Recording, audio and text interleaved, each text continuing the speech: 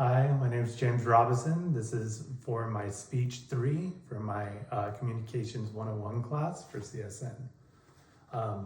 My speech's specific purpose is to inform my audience about A.D. Barkan's life with amyotrophic lateral sclerosis, or otherwise known as ALS, and how science, assistive technologies, and advocacy shaped his impact.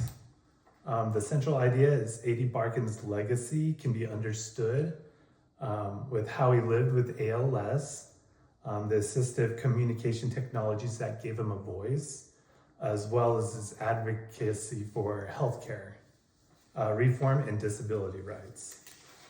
Imagine being 32 years old, hearing you have a newborn baby on the way, and then coming to the realization that you have a terminal illness that will soon take away your ability to move and to speak. That is the moment A.D. Barkan faced in 2016. Instead of giving up, he chose to spend his time to speak for millions of others, according to Warren in 2020. Today, I'm going to introduce to you A.D. Barkan, a 2020 Time 100 honoree whose story bridges the realms of medical science, technology, and activism. After studying medical research on ALS, assistive technologies, and Barkan's own memoir, I learned how his life reveals the power of voice, even when the body fails. Today, I will tell you that ALS does to the body, how assistive technology helped A.D. communicate, and how he used that voice for public advocacy. Let's begin with ALS and how it affects the human body. Living with ALS, Hardman et al. In 2017 explained that ALS is a progressive neurodegenerative disease that destroys nerve cells, controlling voluntary muscles. This leads to muscle weakness, atrophy,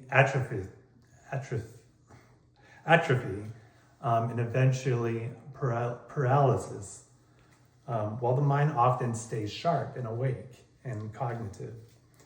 Van Estel in 2017 explained that the onset typically occurs in adulthood.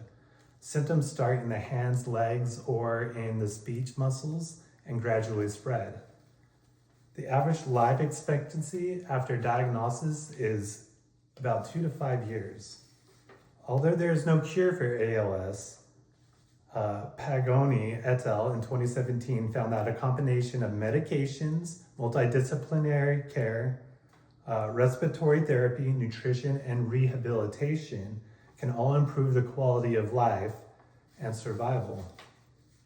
Warren in 2020 also noted that A.D. Barkan developed ALS in 2016. As his body weakened, he lost his natural voice, but he used eye tracking movement technology to continue speaking and fighting for healthcare reform. So as you can see, technology then becomes his new voice. Spataro et al. In 2014 described that the most powerful tools for ALS is patience in eye tracking augmentative technology, otherwise known as AAC, devices which help users type with their eyes.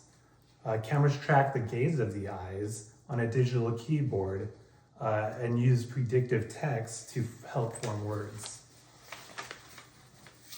These devices connect to text-to-speech software, converting typed words into audible sentences. Spataro in 2013 stated, users can even customize tone to match their own voice. Ives in 2023 reported that A.D. Barkan used this technology to keep speaking publicly long after he lost his natural voice.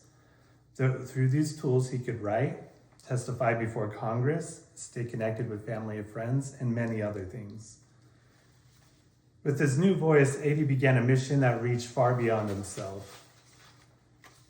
A.D. Barkan co-founded the Be a Hero campaign, which amplifies the stories of patients and caregivers while advocating for affordable health care. as stated in Barkin in 2019. In 2017, his heartfelt exchange with the US Senator went viral, humanizing debates on healthcare reform.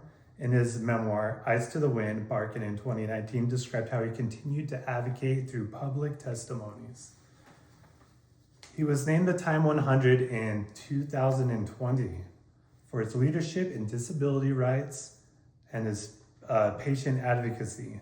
Though he passed away in 2023 from his disease, he continues to inspire through his organization, also continues his mission.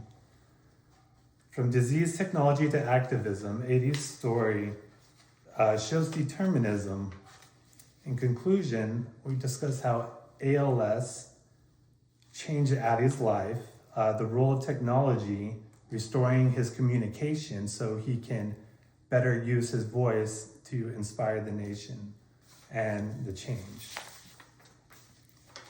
Adi Barkan's life reminds us that we can't always choose our circumstances, but we can choose our response.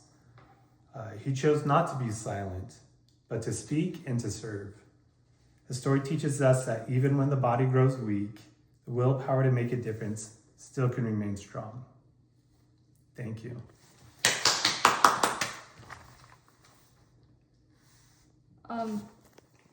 We are the audiences. So I'm his wife. I'm James' wife. These are my parents. They are James' in-laws. And I also have my aunt and my uncle as his audience. So thank you so much. Thank you. Bye-bye. Bye.